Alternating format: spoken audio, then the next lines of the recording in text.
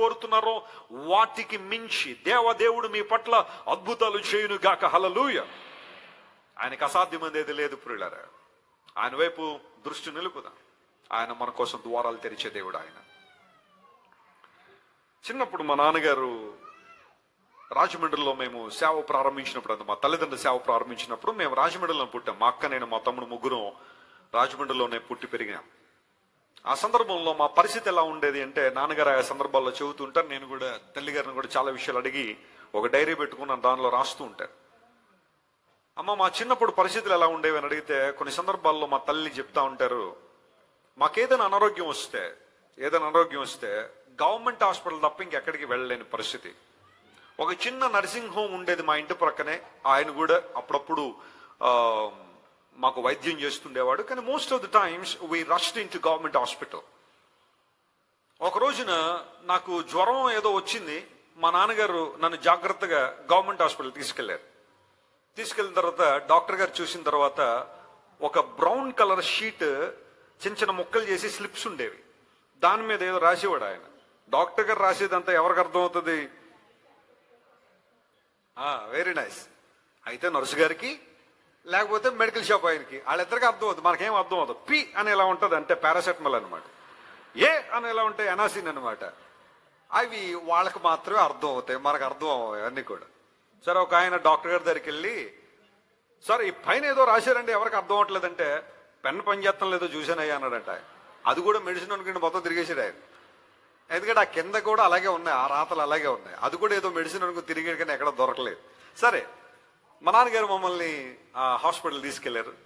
వెళ్ళిన తర్వాత నాకు అనారోగ్యం చేసింది కదా, డాక్టర్ గారు ఒక స్లిప్ తీసుకుని ఏదో రాశారు దాని మీద. వెంటనే నర్సు గారు అన్నారు, పాస్టర్ గారు మీ అబ్బాయి గారికి ఇంజక్షన్ చేయాలని అన్నారు. అవునా అని చెప్పి లైన్లో నిలబడిన తర్వాత అక్కడ ఇంకో నర్సు గారు ఉన్నారు. ఆమె ముఖం చూడగానే ఈమెకి జాలి, కనికరం, ప్రేమ ఇలాంటి ఏమీ ఉండవని ముందే తెలిసిపోయింది నాకు. అందరు నర్సులు అలా ఉంటారు అలా అనుకోకండి. ఎవరైనా నర్సులు ఉంటే నా మీద మీరు కోపం పెట్టుకోకండి, మీరు మంచి నర్సులు మీరు. కానీ పూర్వదినాల్లో కొంతమంది ఉండేవారు. వాళ్ళు చూడగానే, ఎందుకంటే మరి రోజుకి వందలాది మందికి ఇంజక్షన్ చేయాలంటే వాళ్ళకు కూడా ఏమంటే చక్కగా మృదువుగా బాబు నాయన పాప అని చేస్తారా? వాళ్ళకు కూడా ఇంకా ఇంటికి వెళ్ళిపోవాలి. వాళ్ళకున్న బాధలు వాళ్ళకుంటే, భర్త ఏదని అన్నాడంటే ఆ రోజు అందరి పని అయిపోయిందే, సూదు లొంగిపోవాల్సిందే. ఎందుకంటే ఇంటి దగ్గర ఉన్న ఆ ఫ్రస్ట్రేషన్ అంతా కూడా ఎక్కడ చూపించాలి? పేషెంట్ల మీద.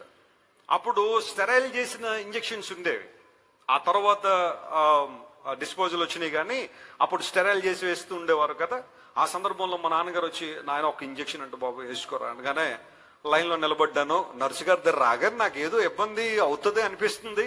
కసాకమని పొడిచింది ఆమె. పొడవగానే జ్వరం తగ్గిపోయింది, కానీ చెయ్యి ఎంతలా వాసిపోయింది.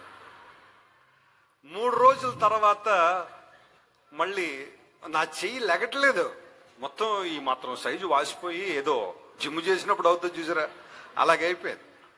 ఆ సందర్భంలో మళ్ళీ మా నాన్నగారు వచ్చి, బాబు మరలా వెళ్దామా హాస్పిటల్కి? డాడీ ఈ చెయ్యి కూడా ఇలా ఉండాలని లేదండి మీకు? 2 చేతులు గాయపరుస్తారా? నేను మరలా ఇంకెప్పుడు గవర్నమెంట్ హాస్పిటల్కి రాను, ఇంకెప్పుడు నేను రానండి అని చెప్పి అలాంటి పరిస్థితి అన్నమాట. కొన్ని సందర్భాల్లో హాస్పిటల్కి వెళ్ళాలంటే భయం. ఆ వాతావరణం అంతా చూస్తున్నప్పుడు ఆ పరిస్థితి అంతా కూడా. దేవుని నామం చెబుతున్నాను ప్రియులారా, నేను రక్షణ పొందిన తర్వాత దేవుడు ఎన్నో అద్భుతాలు, ఎన్నో ఆశ్చర్యకారాలు నా జీవితంలో జరిగించాడు. అప్పుడు ప్రతి 2-3 నెలలకు ఒకసారి తరచుగా నాకు ఫీవర్ వస్తుండేది. I was so weak. అనేక సందర్భాల్లో బహుశా మా పేరెంట్స్ అనుకునేవారేమో, ఈ కుమారుడు కనుక సేవలోకి వస్తే ఎలా సేవ చేస్తాడు, ఇంత బలహీనంగా ఉన్న వ్యక్తి ఎలా సేవ చేస్తాడు? దేవుని సేవ, దేవుని వాక్యం చెప్పడం అంటే చిన్న విషయం కాదు కదా. చాలాసార్లు మీకు చెప్తున్నాను, 1 గంట దేవుని వాక్యం చెప్పడం 8 గంటలు పనిచేయడంతో సమానం. 8 గంటలు. ఒక 3 వర్తమానాలు కనుక ఆదివారం ఇవ్వగలిగితే ఆ దేవుని సేవకుడు 24 గంటలు ఒక వ్యక్తి ఎండలో కష్టపడి ఎంత అలసిపోతాడు, అంత అలసిపోతారట.